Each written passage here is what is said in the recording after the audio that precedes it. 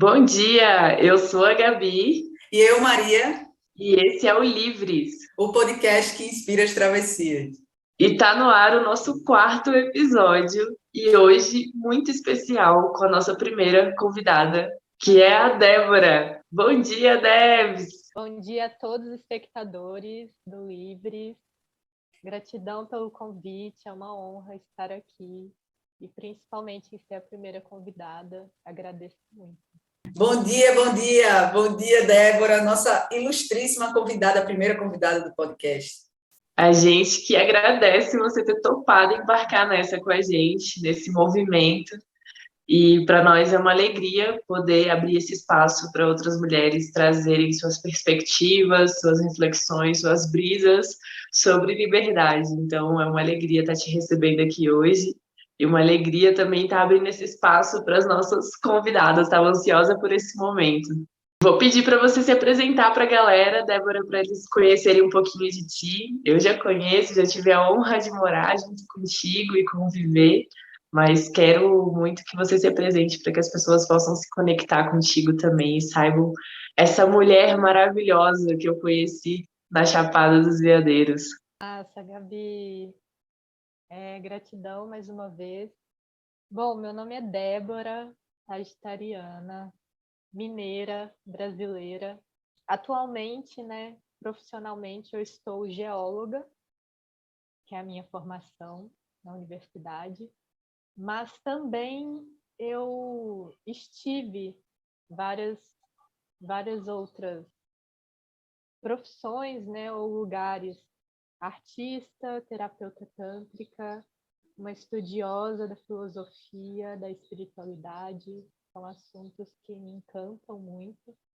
E eu acho que uma buscadora, como toda buscadora, a liberdade se tornou meu direcionamento por um bom tempo. E ainda até hoje também, esse tema aí tão amplo. Eu te ouço falar e penso, nada novo no front, né? Porque uma sagitariana dizendo que quer viver experiências e a sua liberdade, tipo, no episódio que eu vi na rua, a história dela, ela também trouxe isso. Eu falei, ok, gente, eu sou realmente a workaholic da astrologia, porque eu só vou vendo os signos dançando, assim, né? Tipo, chega mais uma sagita aqui, e para quem não sabe, muito de nossas primeiras convidadas são mulheres de fogo.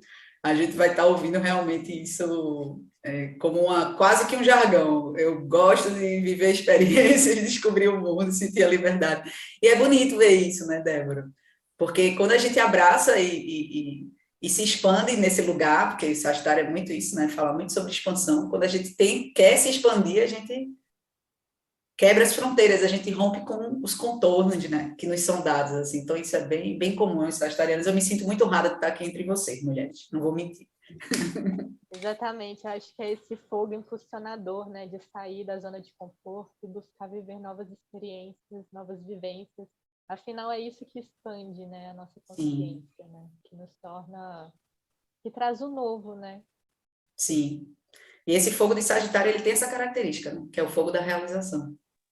Leão vem com o fogo da criação. Áries já é outro fogo, né? Fogo que queima, que tem um ímpeto, da coragem. Sagitário, ele é realizador. Ele tem essa coisa do fogo realizador.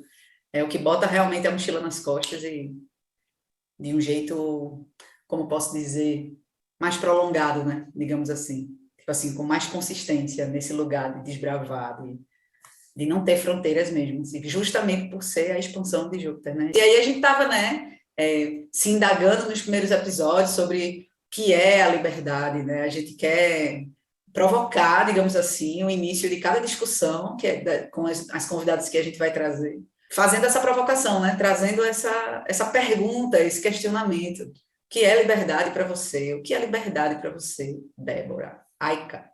Desde que eu fui convidada, por vocês e para estar trazendo esse tema, foi um assunto que eu fiquei muito reflexiva. O que é a liberdade para mim, O que é a liberdade para o outro? O que é a liberdade para todos nós? E eu percebi que é um tema muito amplo,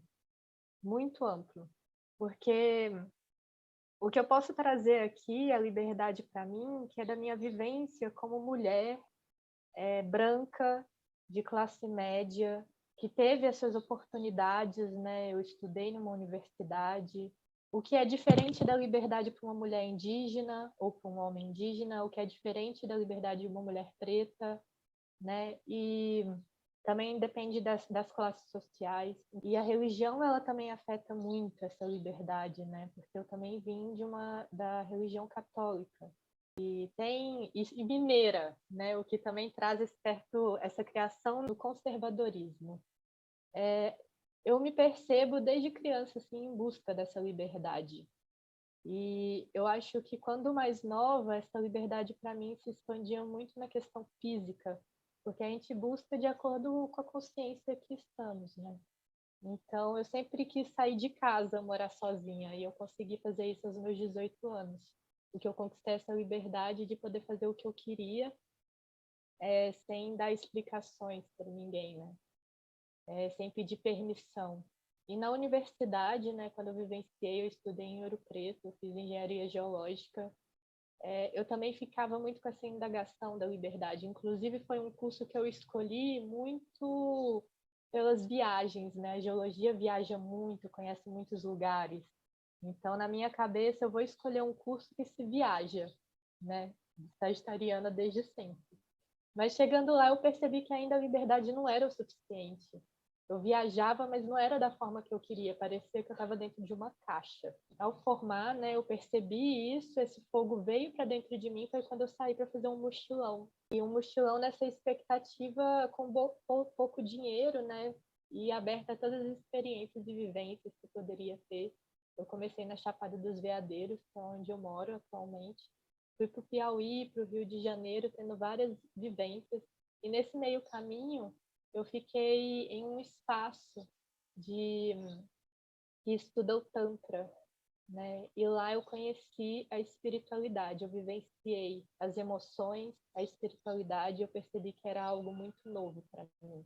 E ali se ampliou que a liberdade está além do físico. E aí o que eu trago, que é da experiência de cada um, né? Por exemplo, eu estou numa cidade aqui agora onde eu conversando com pessoas que nunca saíram daqui da cidade, tem 32 anos, é uma cidade de interior e nunca foram para outro espaço. Então, ao experienciar ir para outros espaços, eu percebi que havia outros tipos de liberdade. E aí que eu me deparei nas crenças, e que foi a minha maior prisão. E eu percebi que, ao a gente tratar da liberdade, a gente fala da prisão. O que é a prisão? É o que é estar preso dentro da caixinha, né? E aí eu percebi que eu era a maior prisão de mim mesma. Eu me colocava dentro das minhas prisões através das minhas crenças e o que eu acreditava ser capaz ou não, que é o emocional. Pois é, né, Débora? Tu estava citando aí, né, dentro da tua narrativa, falando muito sobre muitas coisas, muitas frases que remetem mesmo a essa busca sagitariana, né? Está dentro de uma caixa.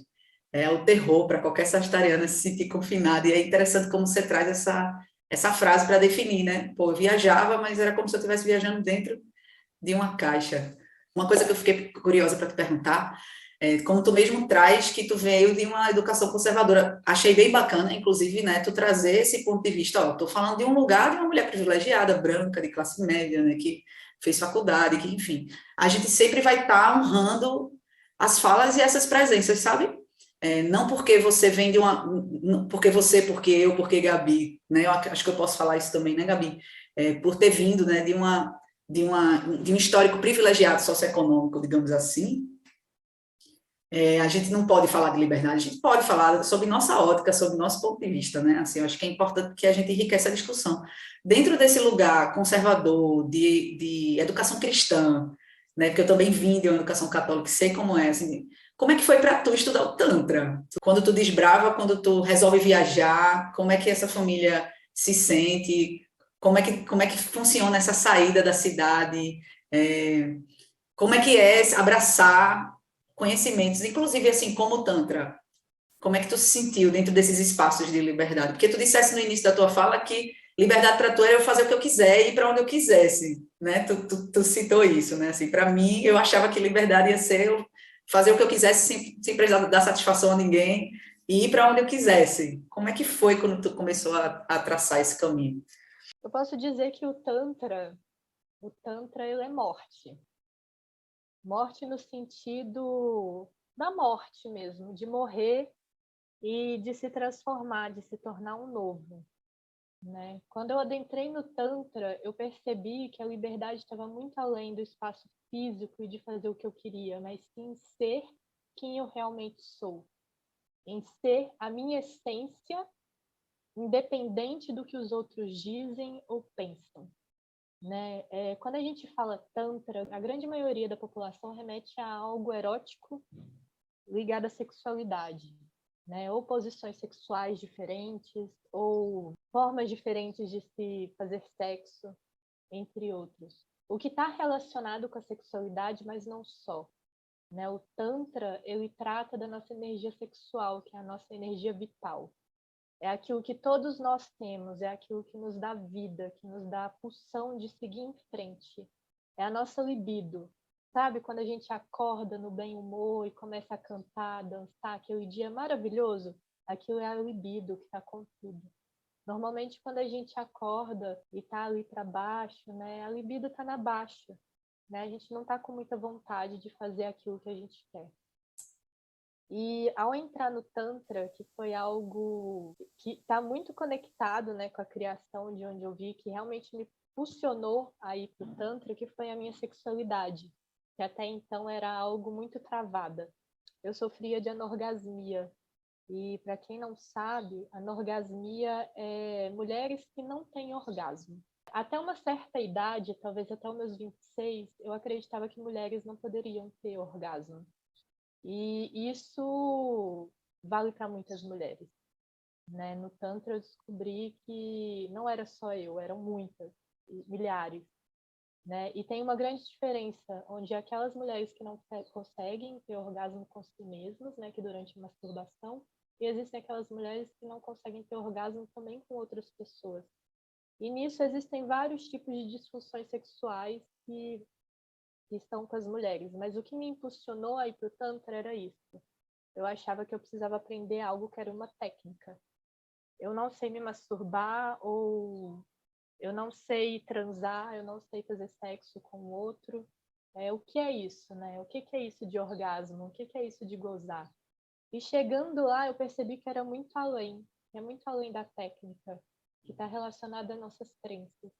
E aí eu analisar, né, o espaço de onde eu vim, onde eu nasci, e o que também é um pequeno espaço que reflete o todo, porque a gente vive numa sociedade conservadora, né? Tem pouco tempo que a mulher começou a ter voz, né, em relação às lutas feministas. Tem pouco tempo, e eu digo que a luta feminista branca, né, ela já vem há um tempo. Atualmente a gente está começando a falar sobre a luta negra, mas é algo que, né, eu não tenho voz para dar, mas é só uma citação.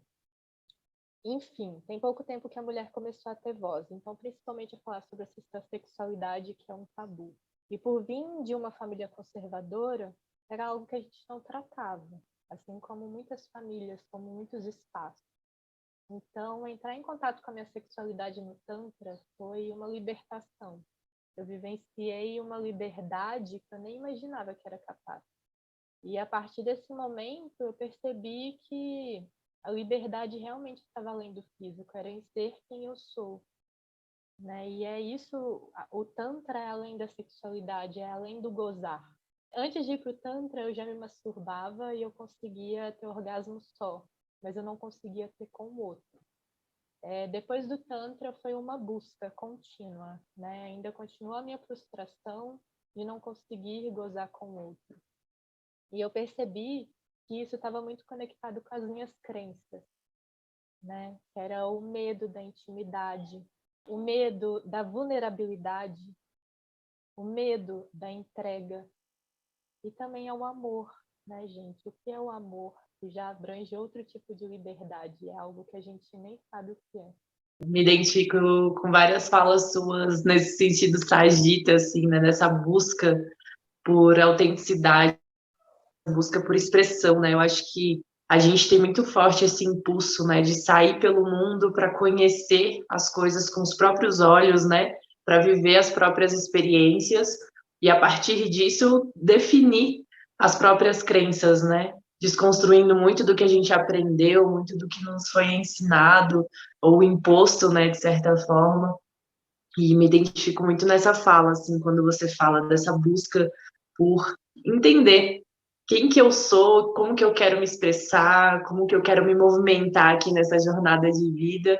E muito interessante, assim, ouvir essa tua trajetória a partir dessa busca pela parte física primeiro, né, pelo movimento físico, mas que a gente vai cavando, e que foi até uma coisa que eu falei em outros episódios, né, que para mim a liberdade é muito isso, é muito essa, a gente acha que é aqui, mas quando a gente chega num ponto, a gente vai percebendo que existem camadas mais profundas, né?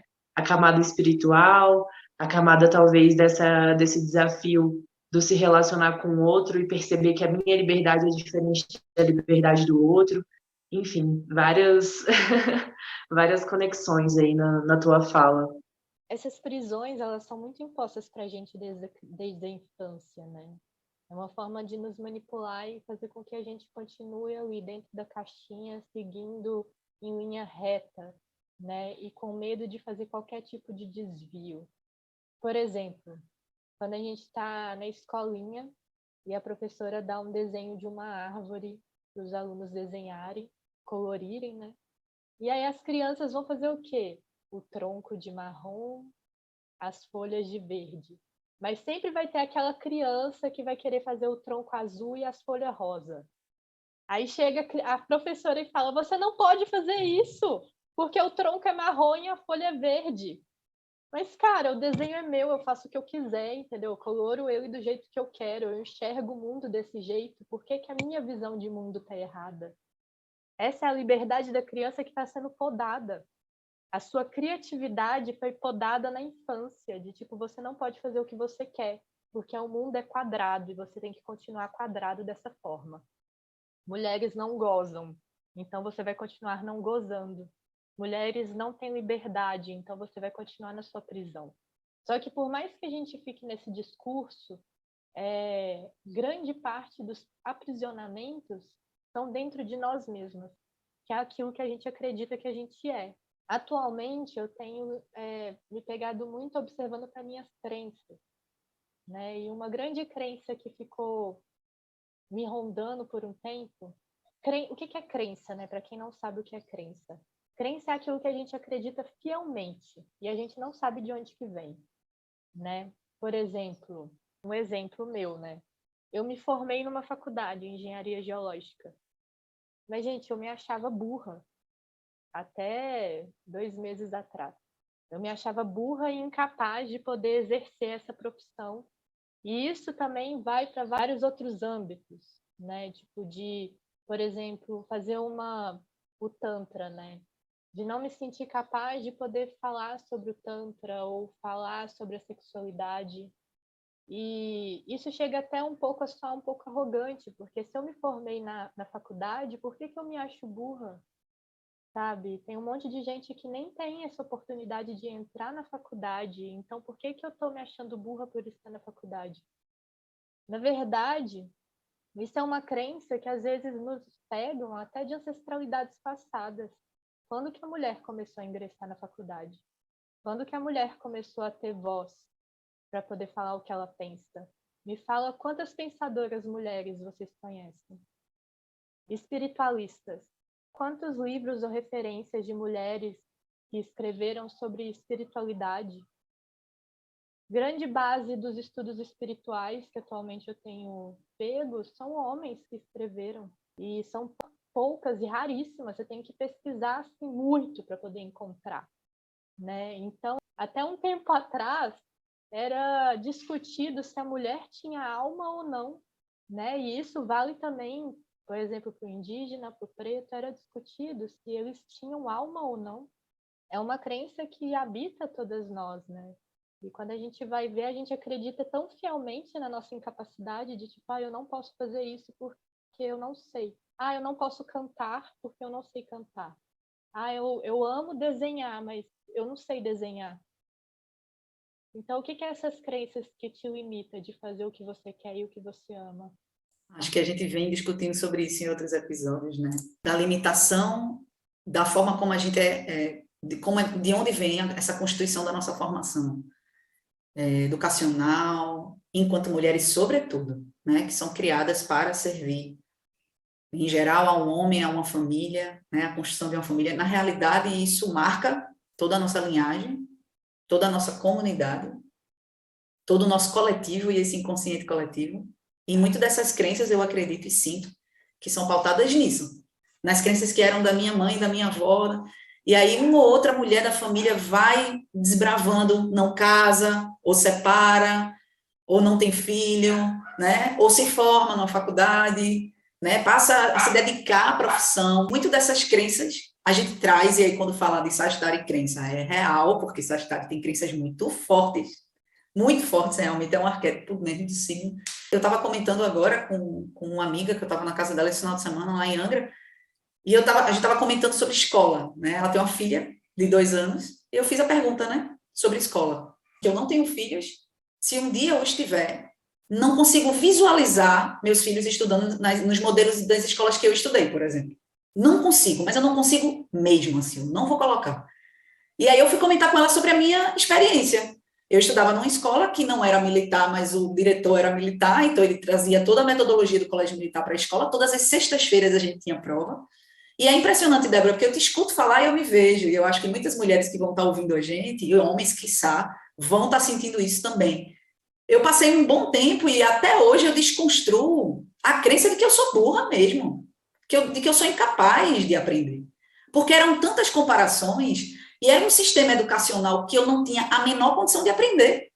E aí chega ao ponto que eu quero chegar. A gente não é incentivado nos nossos dons, naquilo que a gente sente o coração vibrar, e isso faz o link com o tesão pela vida, essa libido que você traz.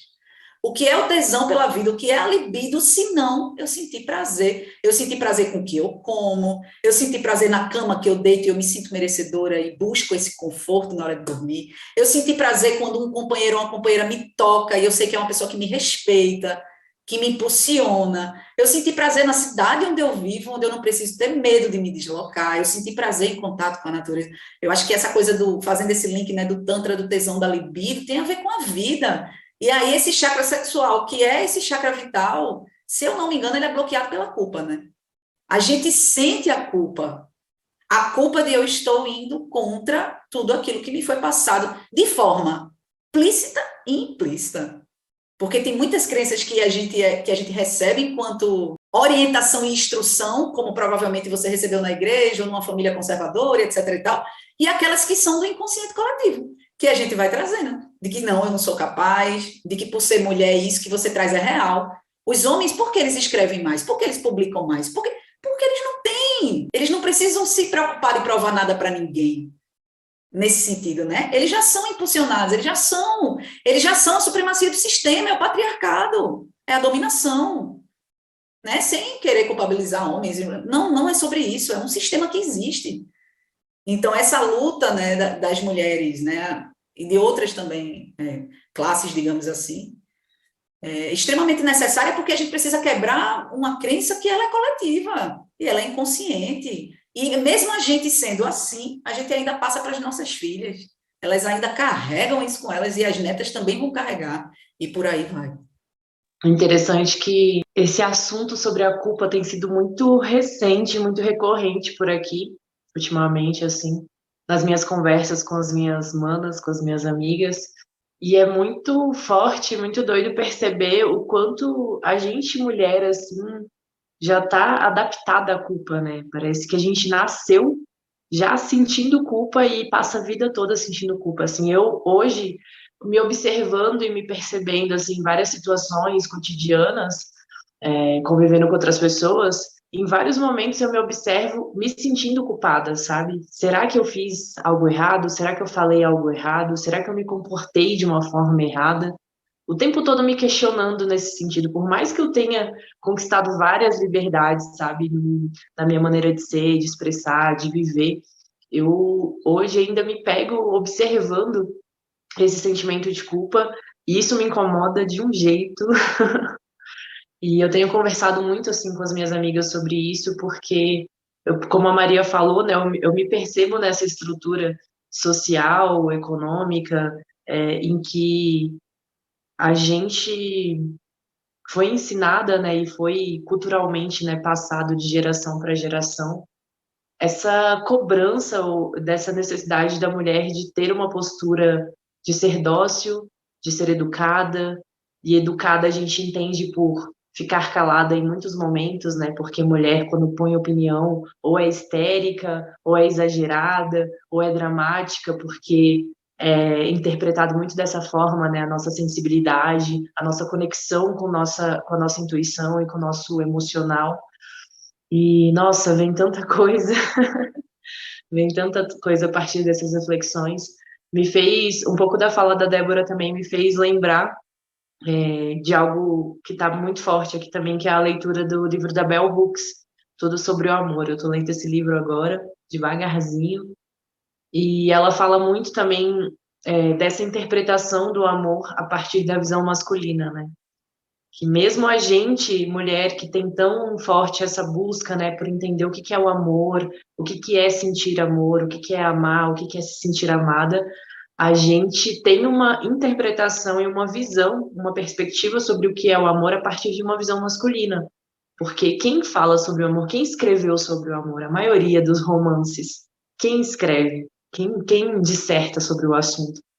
E para mim tem sido assim, pegando um pouco do que a Debs tem falado também sobre as crenças, para mim tem sido um constante conflito com as minhas crenças para abrir espaço para desconstrução, né? E essa é uma coisa que eu já tenho vivido há alguns anos, já vivendo esse estilo de vida como nômade, nessa busca por autoconhecimento, por questionar muitos padrões, muitos formatos. Eu posso dizer que eu já estou até acostumada a me ver em situações em que eu me deparo com uma crença e percebo que há muitos anos aquilo para mim fazia sentido, aquilo para mim parecia ser o real, o verdadeiro, mas que a partir de um questionamento, de uma visão diferente, começa a abrir espaço para desconstruir tudo isso que eu acreditava, né, toda essa crença que eu tinha, e viver esse vazio, né, como a gente falou em outros encontros, né, Maria, desse vazio da transição, de sair de um lugar que eu achava que eu era, que eu sabia,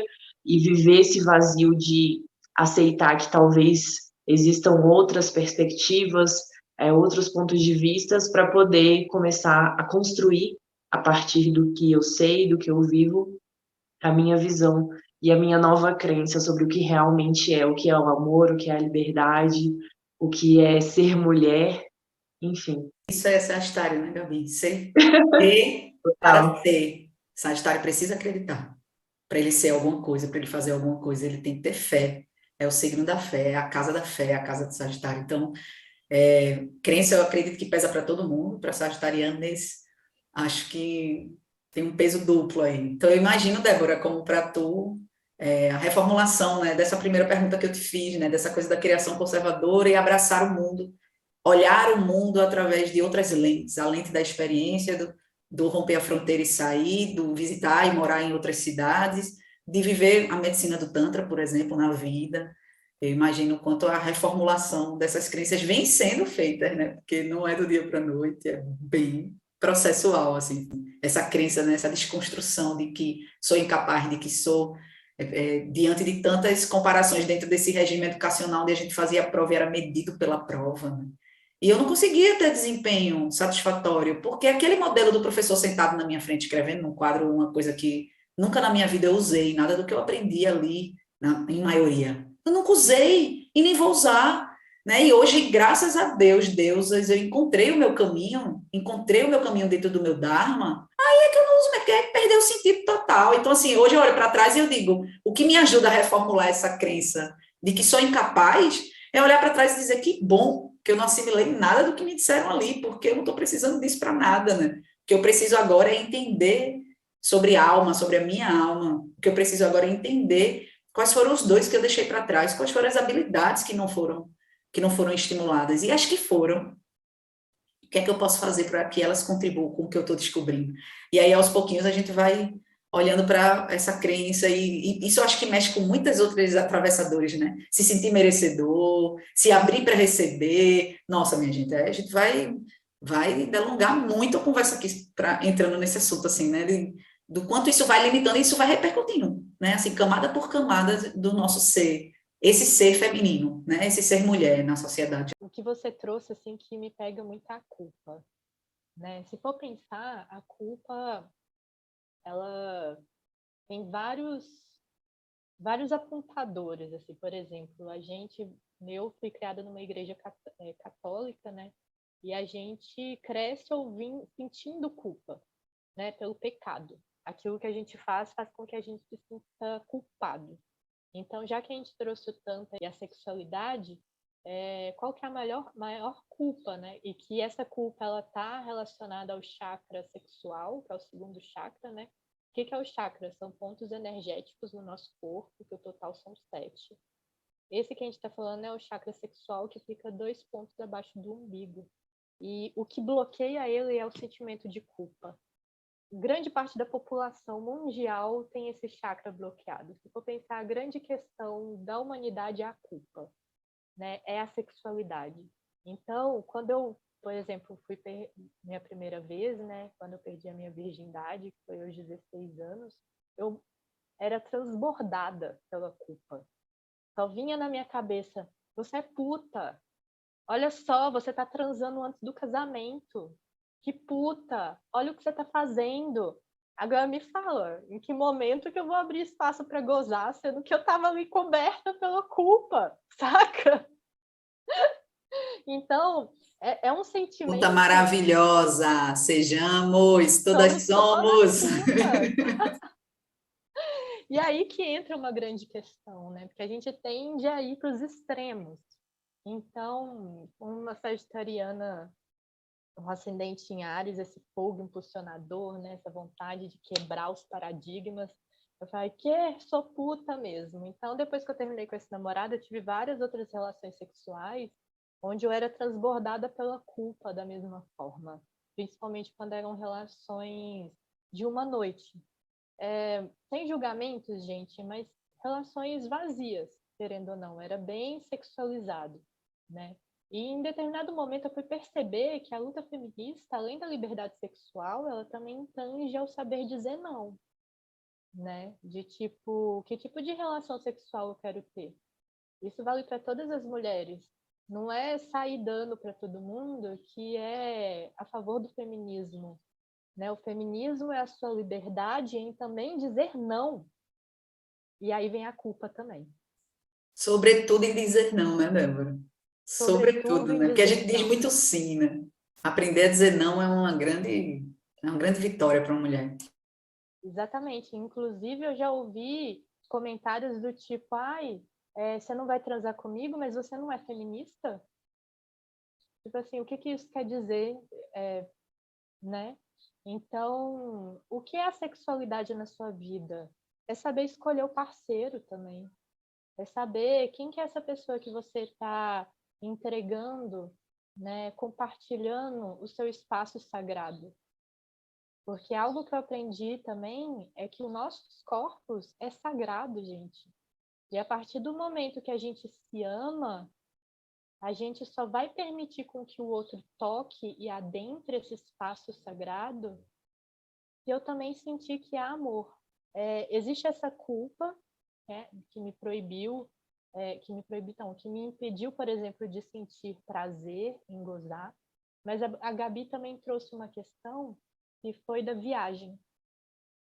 Quando eu saí para viajar de mochilão, eu sentia muita culpa, porque eu estava fazendo algo muito novo na minha família, que era viajar sozinha, sem destino, sem dinheiro.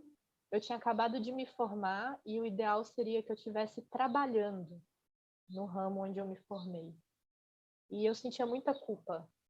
Eu achava que eu ia morrer, ser assaltada, ser estuprada a qualquer momento. Mas a culpa, nesse momento, era um apontador de que eu estava quebrando uma crença antiga, onde a mulher não poderia ter liberdade. Então, muitas vezes, quando a gente vai quebrar uma crença ancestral, né, por exemplo, transar antes do casamento, ou viajar sozinha, eu sinto culpa. E é aí que está o desafio, às vezes, em suportar essa culpa e continuar em frente. Então, quanto mais a gente se conhece, a gente entende que tipo de culpa é essa que me permeia. Porque, às vezes, o importante é eu suportar a culpa. Tá, eu estou me sentindo culpada, mas eu vou continuar viajando, porque isso movimenta meu coração e faz muito sentido para mim. A minha intuição diz, vá em frente. Entende? Então, existem vários tipos de culpa, mas é importante a gente estar observando e analisando elas e até limpando elas do nosso sistema, porque numa questão de frequência, não sei se vocês já viram a escala de frequência sentimental, a vergonha e a culpa são os sentimentos de mais baixa frequência.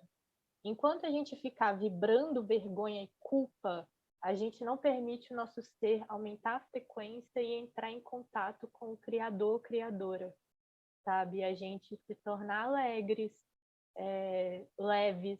Alegria a gente não fica alegre o tempo inteiro, mas se tornar bem consigo mesmo. Você falou agora, por último, né, da culpa e da vergonha, né? A vergonha que, salvo engano, bloqueia o plexo, né, solar, que é esse chakra próximo ao estômago que fala da nossa expressividade. Eu sei porque é o chakra leonino, né? Assim, eu sou leonina e percebi muito esse chakra completamente bloqueado há pouco tempo atrás, assim, fiz um trabalho intenso interno mesmo, assim, para desbloquear.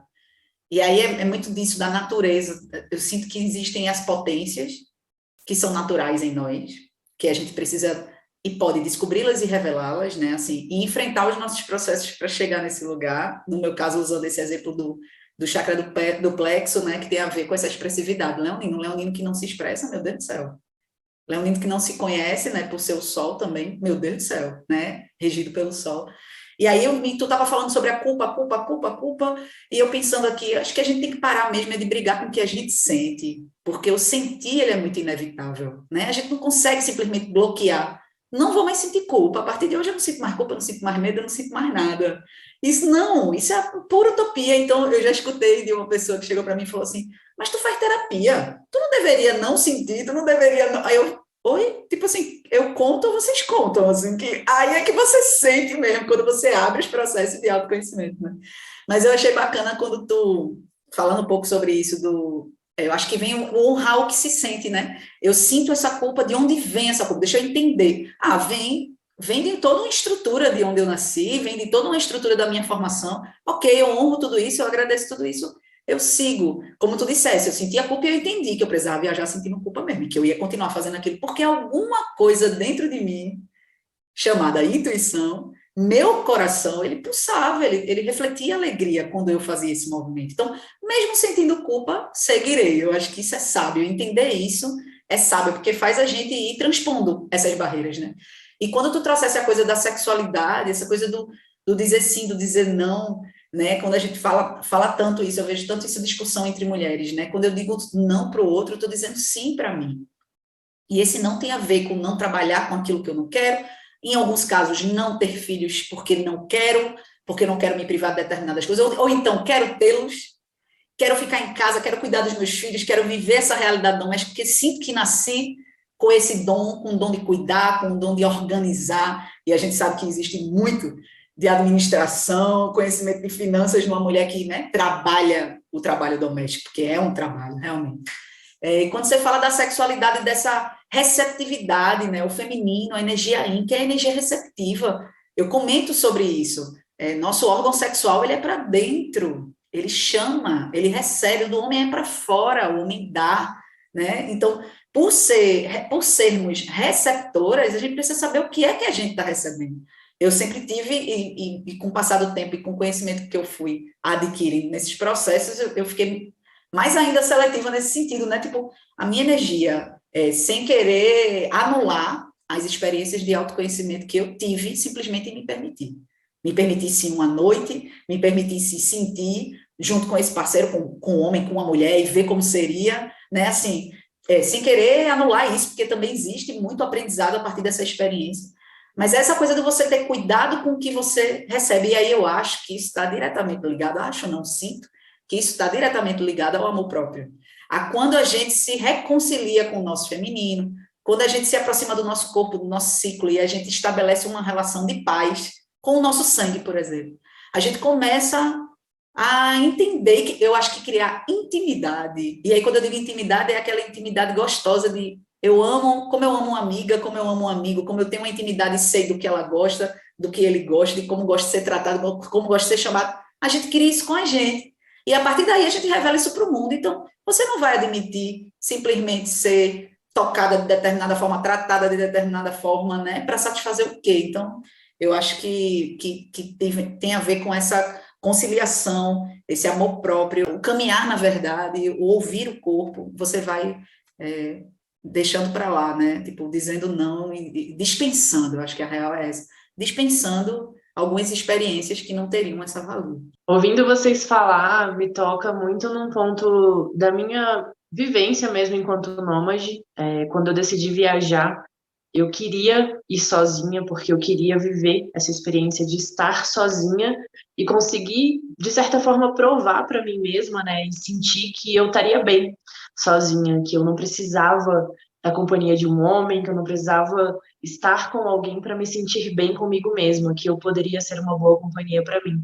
Eu lembro que na época até uma frase que eu escutei me tocou muito, que diz o seguinte: se você não puder ser uma boa companhia para você mesma, quem você espera que seja? Isso me tocou assim de um jeito que eu levei comigo na viagem. E eu queria chegar nesse ponto de conseguir ser uma boa companhia para mim mesma, estando em qualquer lugar. Confesso que isso foi uma busca assim muito importante para mim. E aí, nesse movimento, eu percebi e percebo que para muitas mulheres, principalmente, é muito difícil esse ponto do dizer não, essa imposição de limite, muito pelo sentimento da culpa, né? Porque mulher não pode dizer não, mulher não pode deixar de servir, né? Digamos assim. E eu percebo que da minha trajetória, esse movimento que eu fiz de buscar minha individualidade, de buscar essa satisfação em ser uma boa companhia para mim mesma, eu conquistei uma autoconfiança, assim, e um autorrespeito nesse sentido, que eu vejo que nos ambientes, às vezes que eu tô, isso é interpretado de uma forma egoísta, é interpretado de uma forma, tipo, nossa, mas como assim? Você não pode ceder, você não pode abrir, tipo, que pessoa egoísta, sabe? E por muito tempo eu tive que ressignificar esse sentimento de culpa com relação ao egoísmo também, de entender essa dosagem de, não, eu tô me respeitando, eu tô me cuidando, sabe? Eu tô me preservando. E até que ponto era realmente um autorrespeito, até que ponto era egoísmo, porque na sociedade que a gente vive, uma mulher impondo limite, uma mulher se respeitando, se preservando, é egoísmo. Um homem não. E é muito louco para mim perceber assim esse movimento, porque para mim foi muito forte essa busca, sabe? E hoje eu percebo que eu tenho muita firmeza nesse autorrespeito, em preservar meu espaço, mas eu também percebo o quanto é difícil para as pessoas interpretarem como um autorrespeito, sabe? Para mim é muito mais fácil dizer não do que dizer sim. Eu sinto que o movimento foi um pouco contrário, assim. Eu fui primeiro para esse lugar da individualização e cheguei num ponto depois que eu acho que eu já tinha uma quantidade suficiente de conhecimento e postura, de autoconhecimento, né, para conseguir delimitar esses espaços.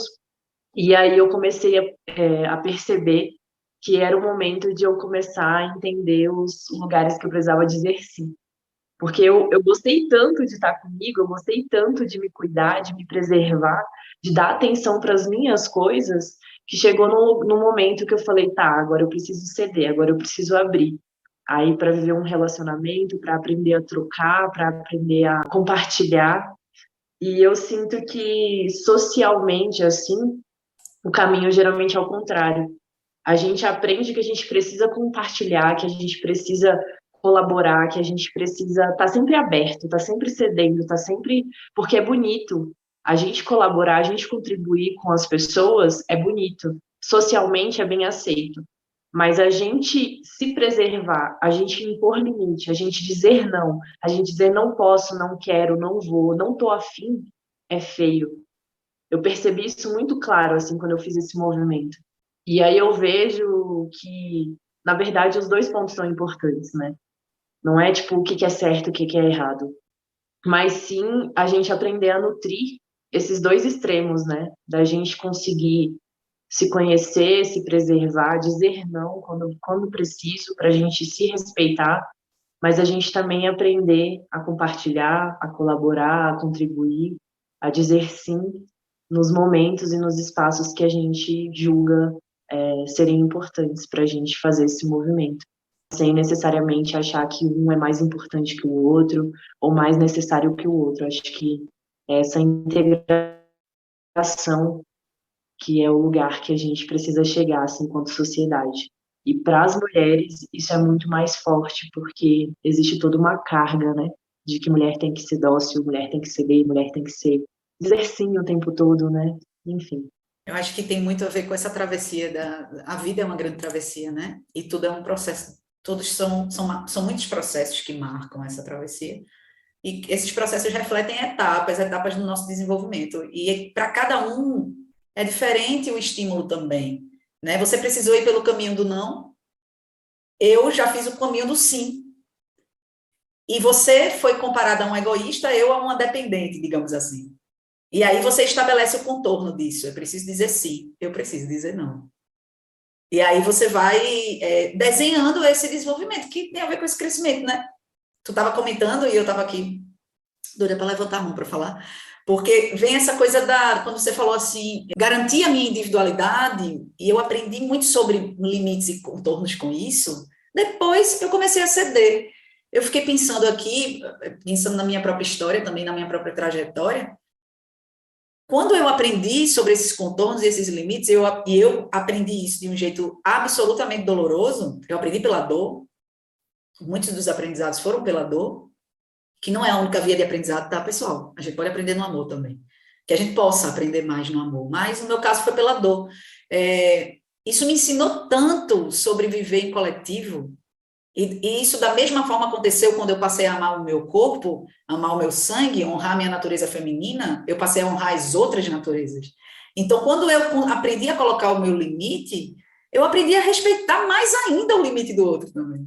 E a ensinar o outro a colocar o limite dele, né? Hoje eu vivo um relacionamento com um homem, eu tenho um companheiro, um parceiro, e é engraçado quando a gente fala quando a gente vive, né, essa nossa vida dentro da sexualidade, do libido e tal, e eu digo assim para ele, não, diga não também, você tem que dizer não sim. Não é porque você é homem que você está à disposição, eu vivo conversando com ele sobre isso, a gente debate bastante sobre isso, falando de outras pessoas, de outros casos, vendo coisas na internet, né, a gente debate bastante sobre isso, eu digo, não, mas tem que dizer não, você também é um ser sensível, você também é um ser que tem seus dias, você também tem suas luas, né, essa coisa da ciclicidade, por que não abraçar a ciclicidade, por que não? A gente dialoga sobre isso. Então, eu acho que tem a ver com isso, né? Eu, quando aprendi a entender os meus limites, e hoje é bonito estar vivendo o que eu estou vivendo, porque eu consigo colocar eles com muito amor, gentileza, eu não negocio. A gente negocia o tempo todo enquanto mulher, né? Negociando, fazendo concessão, fazendo acordo. Não, quando chega nessa hora, não, eu sou histérica. Histérica sou louca mesmo, sou. Sinto muito se isso não te agrada, mas isso é necessário.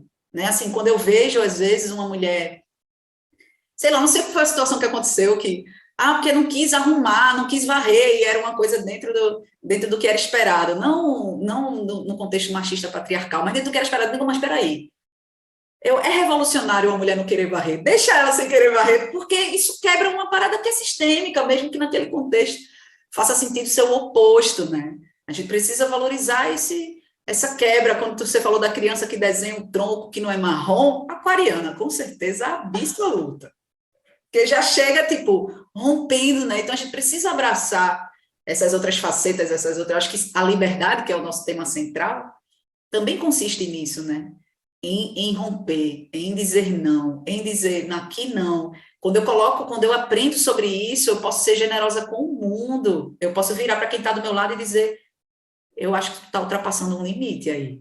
E isso me faz ter o tino de opa, deu um passo para trás, porque a nossa natureza é essa, né? A gente vai sentindo a nossa natureza, não, né? A natureza do nosso sistema, da nossa criação, da nossa formação, é um atropelando o outro, são as comparações, enfim, por aí vai.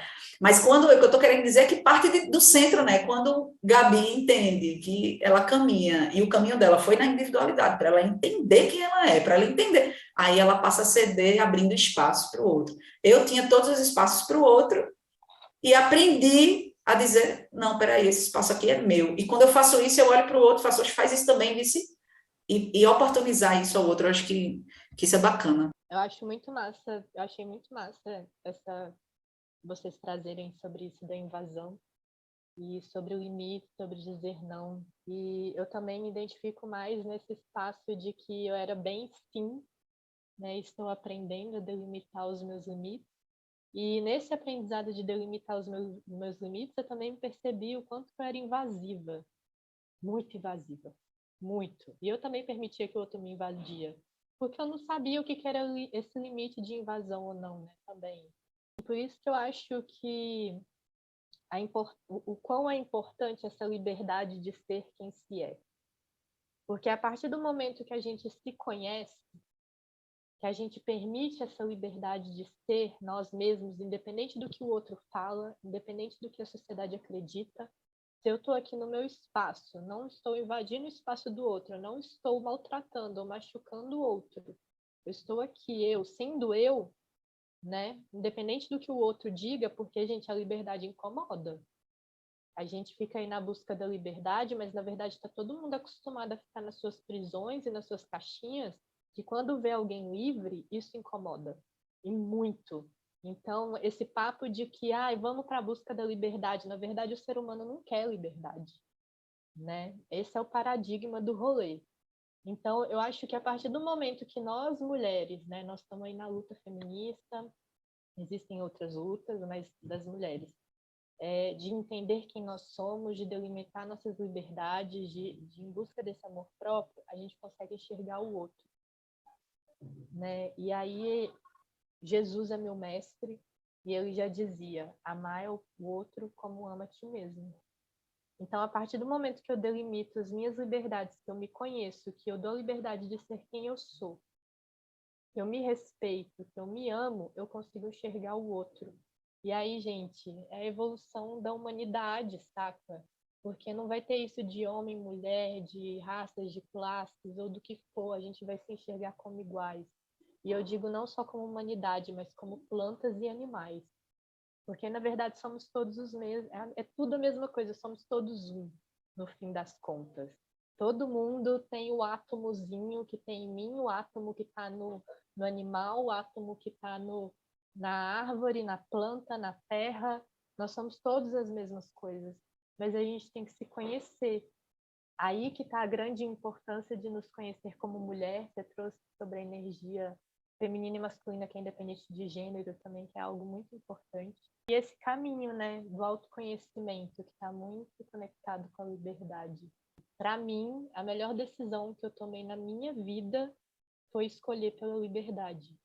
Porque esse direcionamento me levou a muitas percepções e vivências que me transformaram. Assim. Quando tu traz isso, né, Débora, do autoconhecimento, quando eu passo a saber quem eu sou, eu tenho mais condição de saber onde eu quero estar. Na real, onde eu não quero estar. Às vezes o caminho é saber o que você não tolera mais, o que você não admite mais, o que você não quer. Às vezes eu nem sei para onde eu quero ir, mas eu sei que aqui, né, um exemplo, eu nem sei onde eu quero morar, mas eu sei que numa cidade com esse perfil eu não quero, naquele perfil. Então eu vou por eliminação, encontrando o meu caminho, digamos assim. Quando você se conhece, quando você vai saber, sabe quais são as suas preferências, você começa a vibrar nessa frequência. E quando você vibra nessa frequência, o universo simplesmente libera os espaços. É a tal da cocriação, né, que a gente fala tanto aqui. É a tal da cocriação, é a tal da vibração, tudo é energia, tudo você está ressoando. As experiências que chegam porque você ressoa em algum lugar ali, né? Positivas, negativas. O outro, aquele que te magoa, aquela situação que te causa dor, também te é um mestre de abundância, de ensinamento. Então, quando você começa, por isso que eu digo que, para mim, é o caminho do autoconhecimento que faz todo sentido, embora não seja nem um pouco arco-íris, né? Assim, não seja nem um pouco, é difícil, é penoso e se torna a cada dia, porque quanto mais eu me conheço, mais eu tenho para me conhecer. E nem sempre esse caminho, ele é somente florido, né? Mas eu sinto que é nele, porque a partir do momento que eu tenho esse senso, né, de identidade, de essência, de conhecimento da minha essência, eu posso vibrar nas frequências que eu quero atrair. E aí as experiências chegam. A gente dá o contorno e a gente diz, isso aqui eu não tolero mais, por exemplo, esse tipo de relacionamento e de parceria, eu não quero mais. E aí eu começo, aí vem os testes, aí eu começo a dizer, não, não pode ir, não, próximo, não, a bandeira de detrás pode passar. Aí chega aquela experiência que eu estou aberta, querendo, desejando, falando que quero, mas dentro eu não estou provocando as mudanças que precisam para que eu vibre nessa frequência. Então, eu acho que tem isso, né? Essa coisa da liberdade, do caminho da liberdade, como ser livre. Você mesmo pontuou, o ser humano não quer, não sabe o que fazer. A gente viveu, eu acho que vocês duas viveram isso, eu vivi isso, de estar com a liberdade na mão e dizer assim, uau, quanta crença me prende que eu não consigo abraçar isso, né? Ah, peraí.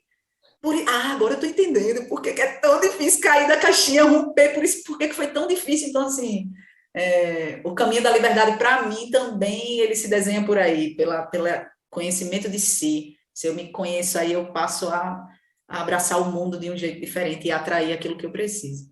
Essa frase do paradoxo do ser livre bateu forte por aqui também, né? De que as pessoas buscam e falam tanto sobre liberdade, sobre ser livre, mas na verdade, quando a gente realmente vai atrás desse tal sentimento, né, desse lugar, a gente percebe que a gente não está nem um pouco preparado enquanto sociedade para viver essas liberdades. E às vezes até a gente se depara com situações que a gente sente que estão tentando nos tolir, né? Família, amigos, relacionamentos, enfim. E acho que com essa reflexão a gente pode fechar esse encontro de hoje. A gente poderia ficar aqui o dia todo conversando sobre essas liberdades, até porque são muitas ramificações, né, que vêm para a gente debater. Sinto que muito foi agregado aqui nesse encontro e saio dele muito reflexiva e muito grata. Grata pela tua presença, Débora, pela tua expressão, pela tua partilha das tuas vivências, dos seus aprendizados. Tenho certeza de que quem está ouvindo aí também está super reflexivo. Vamos chegando no final do nosso episódio, do nosso quarto episódio. Pois é, né, Gabi? Nossa, agradecer a Débora, acho que foi uma entrada com o pé direito, assim, né? De um episódio de 3, com convidada, assim. Muito rica a tua partilha, me sinto muito grata desse movimento estar acontecendo, de ter tirado isso do coração e ter colocado para o mundo junto com Gabi, e abraçar figuras como você, presenças como a sua, que a gente bate o olhinho e já vê que tem muita luz, que é muito iluminada. Então, gratidão por tudo que tu traz. Eu adoraria passar o dia te ouvindo, de verdade, de coração, mas que bom que existe vida virtual, o WhatsApp, para a gente seguir conversando. Débora, se tu quiser deixar teu contato também, né, para as pessoas, do que tu sente que tu está contribuindo e servindo com o mundo aí, ou se disponibiliza para ampliar a rede de amigos, não sei, mas se você abre, né, seu campo para receber mensagem das mulheres, dos homens que estão aqui escutando a gente, que queiram, né, saber mais, enfim, eu sinto que esse podcast, sinto não, é o nosso jargão, é o podcast que inspira as travessias, então, a gente está inspirando pessoas e isso pode ser extensivo, né? Mulheres, eu gostaria de agradecer por essa participação, foi muito incrível esse bate-papo, também me trouxe aqui muitas reflexões, é um tema muito amplo, e eu com certeza vou estar aí escutando todos os podcasts, eu estou super curiosa para poder ouvir as próximas entrevistas, para ver a entrevista de vocês, com certeza vai agregar muito. Gratidão por terem co-criado esse movimento maravilhoso que vai estar aí acrescentando para muitas pessoas. Atualmente eu estou sem redes sociais. Eu resolvi dar um passo atrás, me recolher para poder organizar melhor as ideias, mas eu acredito que em breve terão projetos relacionados ao autoconhecimento, porque o Tantra, a terapia, a espiritualidade, o autoconhecimento é algo que movimenta muito meu coração. Então, eu dei um passo atrás para poder entender como que eu dinamizo e coloco isso no mundo. Mas eu estou aberta a contatos. A Maria tem meu contato, a Gabi tem meu contato. Quem tiver interesse é só entrar em contato com elas, que elas passam meu contato e o contato é feito. Gratidão, um beijo grande. A gente também vai ter os nossos encontros e a gente está fazendo essa reunião lá no grupo do Telegram, mas a intenção é fazer encontros mensais, pelo menos um encontro por mês, para a gente debater um pouco mais a fundo também, e em grupo, né? Então a Débora logo mais vai receber essa intimação aí também. Então quem quiser também vai poder futuramente trocar mais com a gente e com ela lá nesse grupo. Além disso, né, Gabi, a gente vai pedir para a Débora e todas as outras mulheres e convidados que chegarem por aqui para adicionar músicas na nossa playlist, né? A gente tem uma playlist no Spotify, playlist do Podcast Livres, playlist da Liberdade. A intenção é a gente criar uma playlist inspiradora, né? Já é criada, já tem as músicas lá, então a gente pede que as nossas convidadas também agreguem músicas nessa playlist. A gente abre esses espaços, né, de comunicação no Instagram, YouTube, Twitter, enfim, Spotify, Telegram, justamente porque a gente acredita que é nessa interação, é colocando essa energia junto, inteira, que a gente vai estar fazendo esse projeto acontecer